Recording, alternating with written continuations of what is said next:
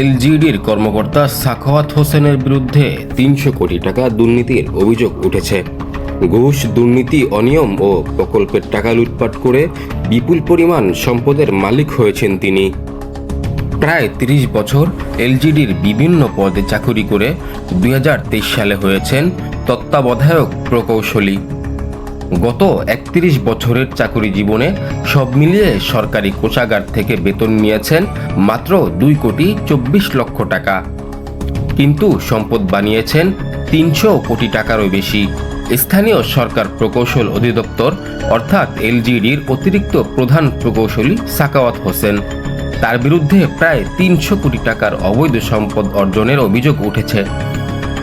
সাখাওয়াত হোসেন ১৯৯২ সালে জামালপুর এলজিইডির থানা প্রকৌশলী পদ থেকে তার সরকারি চাকরি জীবন শুরু করেন। এরপর আর পিছনে ফিরে তাকাতে হয়নি সাখাওয়াত হোসেনকে, তিনি যেন টাকা কামানোর মেশিন পেয়ে যান। অনুসন্ধানে জানা যায়, সাখাওয়াত হোসেন ২০২১-২২ অর্থ বছরে রংপুর বিভাগ গ্রামীণ অবকাঠামো উন্নয়ন প্রকল্প দ্বিতীয় পর্যায়ের প্রকল্প পরিচালক ছিলেন। অনুসন্ধানের এক পর্যায়ে আমাদের কাছে ২০২১ এবং ২২ অর্থ বছরের ১১-১০-২০২১ সালের অগ্রগতি পর্যালোচনা সভার কার্যবিবরণী মিটিংয়ের কিছু কাগজপত্র আসে। সেখানে দেখা যায় এলজিইডির ১,০০০ কোটি টাকারও বেশি ব্যয় দেখিয়ে ২৪টি প্রকল্প বাস্তবায়নের অগ্রগতি নিয়ে আলোচনা সভার আয়োজন করা হয়েছিল। সেই ১,০০০ কোটি টাকারও বেশি ২৪টি প্রকল্পের একটি প্রকল্প হল রংপুর বিভাগ গ্রামীণ অবকাঠামো উন্নয়ন প্রকল্প। প্রকল্প পরিচালক সাখাওয়াত হোসেনের এই প্রকল্পে বাজেট ধরা হয়েছিল ২৮,৮৪,০০,০০০ টাকা। পরবর্তীতে আরেক ধাপ বাজেট বাড়িয়ে ৩০,৫৮,০০,০০০ টাকা করা হয়। প্রায় ৩১ কোটির এই প্রকল্পের মেয়াদ ছিল ২০১৭ থেকে ২০২২ পর্যন্ত।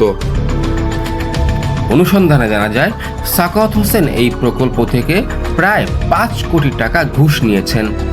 ৫ কোটি টাকা দুর্নীতি করায় পরবর্তীতে প্রকল্পে টাকার সংকট দেখা দেয়। সাখাওয়াত হোসেন ২১-২২ অর্থ বছরে সেই মিটিংয়ে অতিরিক্ত আরও ২০০ কোটি টাকা বরাদ্দ প্রয়োজন বলে মন্তব্য করেন। সাখাওয়াত হোসেনের সেই প্রকল্পের উপপরিচালক আব্দুর রশিদ মিয়া কমিশন নিয়েছেন প্রায় ৩ কোটি টাকা। সহকারী প্রকৌশলী রাশেদুল হাসান কমিশন নিয়েছিলেন প্রায় ১,২০,০০,০০০ টাকা। দীর্ঘদিন অনুসন্ধানে জানা যায়, সাখাওয়াত হোসেন শুধু ৫ কোটি নয়, এছাড়াও বিভিন্ন প্রকল্প থেকে এলজিইডিতে চাকুরি করে সরকারের প্রায় ৩০০ কোটি টাকা হাতিয়ে নিয়ে কানাডায় পালিয়েছেন। দেশে থাকাকালীন রাজধানী ঢাকা ও বরিশালে বেশ কয়েকটি বাড়ির মালিক হয়েছেন তিনি। রাজধানীর আফতাবনগরে ৬ কাঠার প্লটে ৯ তলা বাড়ির কাজ চলমান রয়েছে। এই বাড়ির মালিকের নাম সাখাওয়াত হোসেন। উনি কি করেন? উনি ইঞ্জিনিয়ার চাকরি। উনি নির্বাহী প্রকৌশলী, এলজিইডিতে চাকরি করেন। কয় কাঠা জমির উপরে এই বাড়িটা হচ্ছে? ৬ কাঠা। এটা কয়তলা বিল্ডিং? ৯ তলা। ৯ তলা বাড়ির মালিক সাখাওয়াত হোসেন। বরিশাল সদর রূপাতলীতে স্ত্রী আসিয়া খাতুনের নামেও রয়েছে বিপুল সম্পত্তি।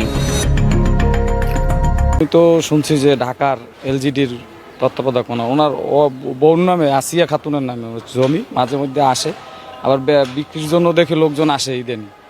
তা উনি একজন ইঞ্জিনিয়ার, ওনার ঢাকায় নাকি শুনছি বাড়ি টেরি আছে। তা উনি একজন ইঞ্জিনিয়ার, বিভিন্ন জায়গায় বাড়ি গেড়ে কীভাবে করে কি বুঝি না কিছু, কোথায় এত টাকা পায়।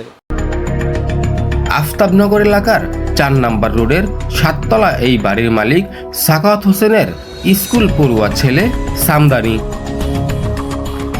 বনশ্রী জি ব্লকেও আছে ৮ তলা বাড়ি।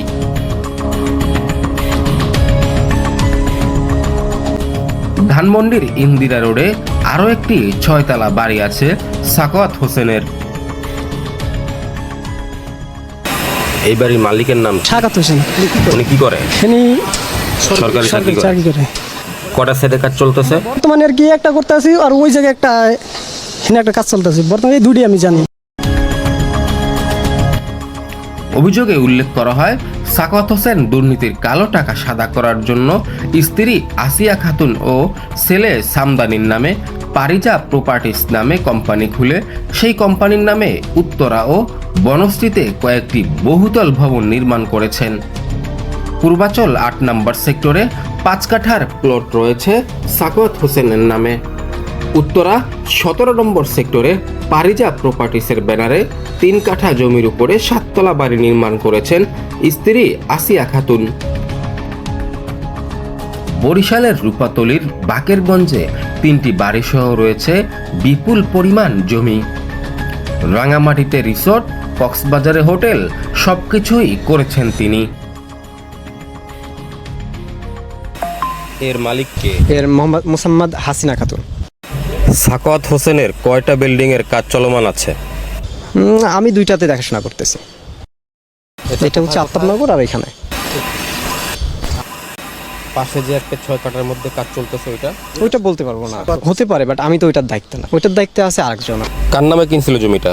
হ্যাঁ, সাখাওয়াত ওনার ওয়াইফ, খুব সম্ভবত ওনার ওয়াইফের নামে হাসিনা খাতুন নাকি। মানে ওনার নামে এই বাড়ি। হ্যাঁ হ্যাঁ। কেউ যদি দেশের টাকা, জনগণের টাকা লুটপাট করে বিত্তবান হয়, বিলাসী জীবন যাপন করে বা অবৈধ সম্পদ অর্জন করে, তাহলে আপনি তাকে কি বলবেন? কোন চোখে দেখবেন? তার বিচার হওয়া উচিত কিনা? অবশ্যই উচিত, মানে মানে একবারে ওপেন বিচার হওয়া উচিত এদের।